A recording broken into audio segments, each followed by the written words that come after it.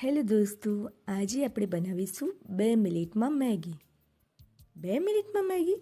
2 મિનિટમાં તો મેગી બનતી હશે, પરંતુ હા, 2 મિનિટ શબ્દ સાંભળીને મેગી જરૂર યાદ આવે છે. તો ચલો 2 મિનિટમાં વોટર બોઇલ તો થઈ જ જાય, તો આપણે એ કરી લઈએ. પછી એમાં મેગી નાખી દઈશું.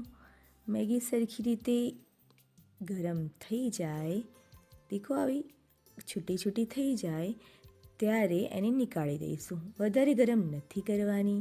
હવે એની ઠંડા પાણીથી ધોઈ દઈશું, જેથી એની કુકિંગ પ્રોસેસ સ્ટોપ થઈ જાય અને મસ્ત આ રીતે ધોવાઈ જાય. પછી એને નીકાળી દઈશું અને એમાં આપણે મસાલા કરવાના છે. આજે આપણે Chinese type noodles type Maggi બનાવવાના છીએ, એટલે soya sauce, chilli sauce, green chilli આ બધું નાખીશું. મેં નાખ્યો છે સોયા સોસ. હા, મારી પાસે રેડ ચીલી સોસ નથી, પરંતુ એડજસ્ટમેન્ટ બી જરૂરી છે. કંઈ નહીં, એના વગર પણ બને છે. સરખી રીતે મિક્સ કરી દઈશું.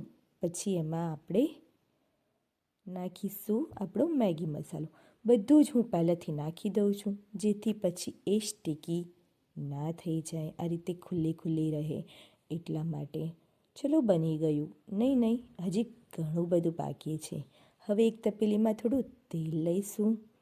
આ રીતે બનાવીએ ત્યારે તમે ભાવતી સબ્જી નાખી શકો છો. મેં નાખ્યું છે લસણ અને મરચાંની પેસ્ટ.